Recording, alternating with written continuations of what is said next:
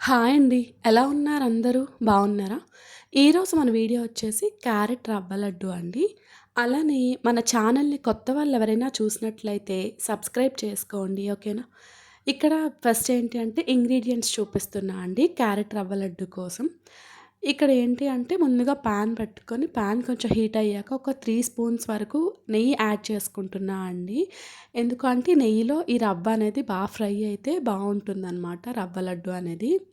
చూసారు కదా! ఇక్కడ 3 స్పూన్స్ నెయ్యి యాడ్ చేసుకున్నాక, కొంచెం నెయ్యి హీట్ అయ్యాక, ఈ రవ్వ అనేది వేసుకున్నా అండి. సుజీ రవ్వ ఉంటుంది కదా! మనకి గోధుమ రవ్వ. అదేంటి అంటే ఒక చిన్న బౌల్‌తో వేసుకున్నా అండి కప్‌తో. ఈ రవ్వ అనేది మనకి చక్కగా ఫ్రై అయిపోవాలండి. అప్పుడేంటి అంటే మనకి చక్కగా మంచి స్మెల్ ఒస్తుంది. చక్కగా ఫ్రై అయితే ఓకేనా. మనకప్పుడు తెలుస్తుంది ఫ్రై అయ్యేటట్టు. అలానే ఇక్కడ క్యారెట్ తురుము వేసుకున్నానండి. ఈ క్యారెట్ తురుము ఏంటి అంటే దీనిలో ఉన్న వాటర్ అంతా సెపరేట్ చేసుకున్నానండి. ఆ వాటర్ అనేది తర్వాత మళ్ళీ దీనిలో యాడ్ చేసుకుంటాం మనం. ఇప్పుడు ఎందుకు ఇలా వేసుకున్నా అంటే మనకి ఇలా డ్రైగా కొంచెం తురుముంటే ఏంటి అంటే వేరంగా ఫ్రై అయిపోతుంది అని చెప్పి, మనకి ఫ్రై అయితే బావుంటుంది అని చెప్పి వాటర్ సెపరేట్ చేసుకున్నాను. అలానే ఇక్కడ నెయ్యి యాడ్ చేసుకున్నా అండి. ఈ నెయ్యి కూడా చక్కగా నెయ్యితో పాటు ఈ నూక అనేది చక్కగా ఫ్రై అవుతుంది నెయ్యి వేస్తే కొంచెం. అలానే ఇక్కడ చెప్పాను కదండీ! ఈ క్యారెట్ వాటర్ సెపరేట్ చేసుకున్న వాటర్ ఇప్పుడు యాడ్ చేసుకున్నాను.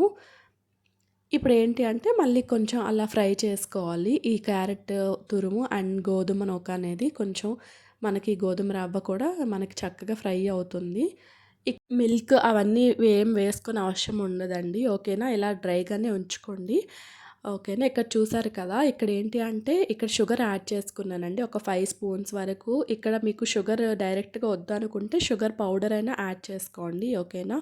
అంటే డైరెక్ట్‌గా మీకు మెల్ట్ అయిపోవాలి అనుకుంటే పౌడర్ అయినా యాడ్ చేసుకొని మిక్స్ చేసుకోండి. మనకి ఇలా షుగర్ వేస్తే ఏంటి అంటే కొంచెం క్యారమెల్ అయ్యి కొంచెం రవ్వ లడ్డు కూడా బావుంటుంది అని చెప్పి నేను ఇలా డైరెక్ట్‌గా వేసుకున్నాను.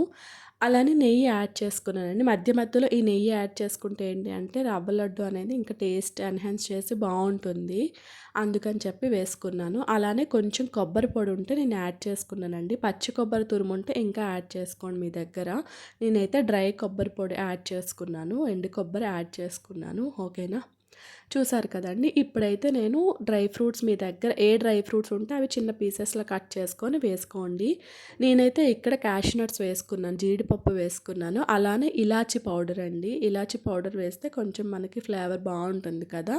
అందుకని చెప్పి ఇలాచీ పౌడర్ కూడా యాడ్ చేసుకున్నాను. ఇంతేనండి మనకి రెడీ అయిపోయింది ఇంకా. మనం చక్కగా బాల్స్ చేసుకోవటమే. ఉండలు చుట్టుకోవటమే ఇంకా.